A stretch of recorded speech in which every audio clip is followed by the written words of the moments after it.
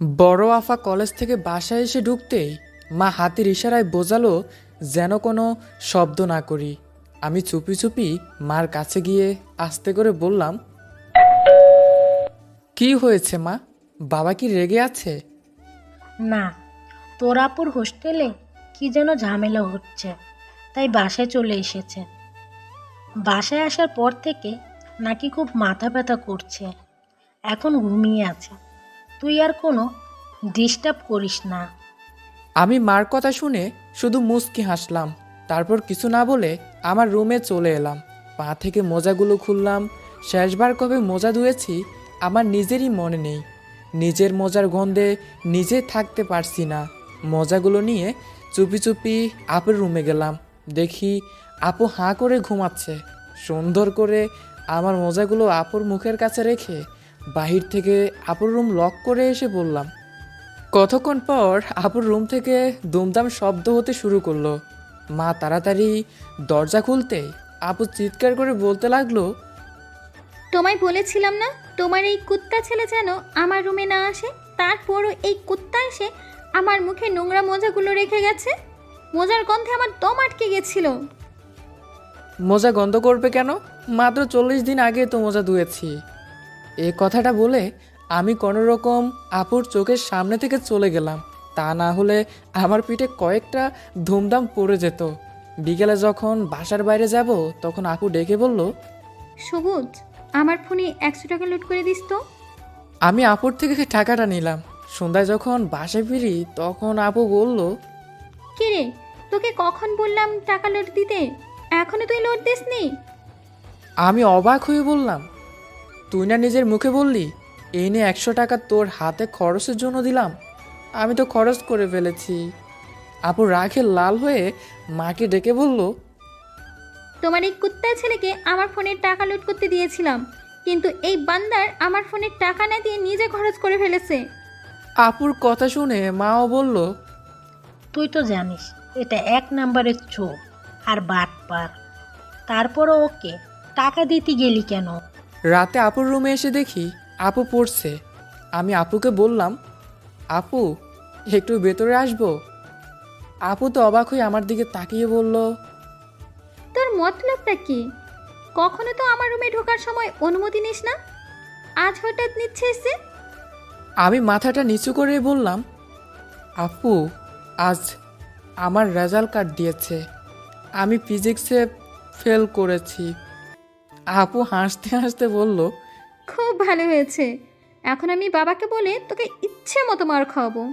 আমার সাথে এমন বান্দারগিরি করিস, এখন বোঝাবো মজা। এমন সময় বাবা রুম এসে আমাকে বলল, কে? তোর না আজ রেজাল্ট কার্ড দেওয়ার কথা ছিল? আমি কিছু বলার আগে আপু বলল, না বাবা, এখনো দেয়নি। আর রেজাল্ট কার্ড দেখে লাভ কি?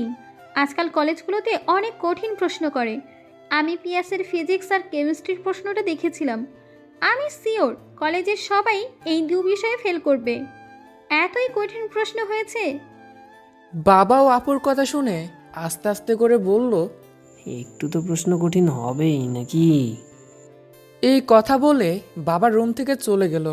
আমি আপুর দিকে তাকিয়ে বললাম, তোর মতো একটা বোন থাকলে এদেশে ঘরে ঘরে বিজ্ঞানী তৈরি হতো, কারণ সব বিজ্ঞানীরাই কোনো না কোনো বিষয় ফেল করেছে। আমার কথা শুনে আপু আমার পিঠে কষে থাপ্পড় মেরে বলল, ফিজিক্সে ফেল করে আবার বিজ্ঞানী হবে? এইবারের মতো বাঁচিয়ে দিলাম, নেক্সট টাইম আর বাঁচাবো না। এখন যা সামনে থেকে। 20 মিনিট ধরে আপুর ব্যাগ জিনিসপত্র বহন করে আপুকে গাড়িতে তুলে দিলাম। বাস যখনই ছেড়ে যাবে তখন আপুকে বললাম, আপু এত কষ্ট করে তোর ব্যাগগুলো নিয়ে এসেছি, কিছু টাকা দে তো। আপু মুচকি হেসে বলল, তুই কুলি নাকি যে টাকা চাইছিস? আপুর কথা শুনে মেজাজ খারাপ হয়ে গেল। রাগে চলে আসলাম। অবশ্য আপু পিছন থেকে ডেকেছিল, কিন্তু আমি শুনিনি। সকালে হঠাৎ আমার ফোনে একটা মেসেজ দেখে চমকে উঠলাম। কে যেন আমার বিকাশে 10,000 টাকা পাঠিয়েছে। তার কিছুক্ষণ পরই আপু ফোন দিয়ে বলল, কি রে, টাকা পেয়েছিস? আমি পুরোপুরি অবাক হয়ে বললাম, এত টাকা পাঠিয়েছিস কেন?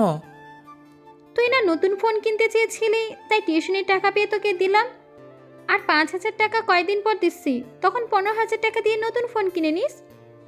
আমি খুশিতে চিৎকার করে আপুকে বললাম, আপু প্লিজ আর কিছু টাকা বাড়িয়ে দিস, 18,000 টাকা দিয়ে নতুন মডেলের একটা ফোন কিনবো। কিন্তু আপু আমার কোনো কথা শুনেনি, শুধু হ্যালো হ্যালো করতে লাগলো। এমন সময় শুনি কেউ একজন আপুকে বলছে, কি রে, আর কত এই নষ্ট টেপ মারা ফোনটা ব্যবহার করবি? এবার তো একটা নতুন ফোন কেন। আপুর ফোনের হয়তো স্পিকার নষ্ট হয়ে গেছে, তাই আমার কথা শুনতে পারছে না। কিন্তু আমি ঠিকই আপুর কথাগুলো শুনছি। মুহূর্তের জন্য নিজেকে পৃথিবীর সবচেয়ে স্বার্থপর ভাই মনে হলো। বোনের থেকে সব সময় কিছু না কিছু আবদার করি, আর আমার বোন যে একটা নষ্ট ফোন ব্যবহার করে সেটা কখনোই খেয়াল করিনি। আপুর 10,000 টাকা আর আমার পুরাতন ফোন বিক্রি করে 6,000 টাকা, আরও 2,000 টাকা বাবার পকেট থেকে চুরি করে 18,000 টাকা দিয়ে একটা স্যামসাং নতুন মডেলের একটা ফোন কিনলাম। আমি এখন দাঁড়িয়ে আছি ময়মনসিংহ মেডিকেল কলেজের ছাত্রী হোস্টেলের সামনে। আপুকে ফোন দিয়ে বলেছি নিচে আসতে। আপু নিচে এসে আমাকে দেখে অবাক হয়ে বলল, তোকে কতবার বলেছি একটু ভালো করে পড়াশোনা কর, কিন্তু তা তো করিস না। এখন নিশ্চয়ই বাবা তোকে মেরেছে, তাই না? আমি কিছু না বলে আপুর দিকে ফোনটা বাড়িয়ে দিলাম।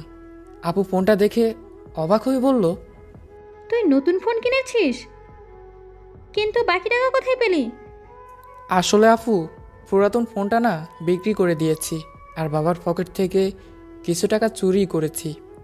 আপু রেগে গিয়ে বলল, কুত্তা, তুই চুরি করতে গেলি কেন? আমি তো কয়দিন পর টাকা এমনিতেই পাঠাতাম।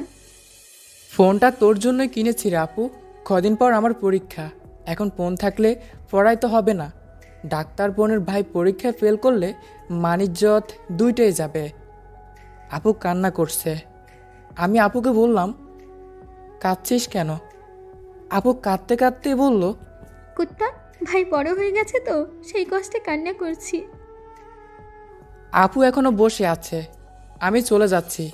হঠাৎ পিছন ফিরে আপুকে বললাম, আর যদি কখনো ট্যাপ মারা মোবাইল ব্যবহার করিস তো খবর আছে, মনে রাখিস তোর একটা ভাই আছে। আমার কথা শুনে আপু হেসে দিল, চোখের জল আর মুখে মিষ্টি হাসি। খুব অদ্ভুত রকম সুন্দর লাগছে আমার আপুকে। আপু আই এম সরি, মাফ করে দিস আমাকে। অনেক ভালোবাসি তোকে, কিন্তু বোঝাতে পারিনি কখনো। আজকের গল্পটি এই পর্যন্তই। আজকের গল্পটি আপনাদের কেমন লেগেছে অবশ্য লাইক কমেন্ট শেয়ার করে আমাদের সাথেই থাকবেন। ধন্যবাদ সবাইকে। আল্লাহ হাফেজ।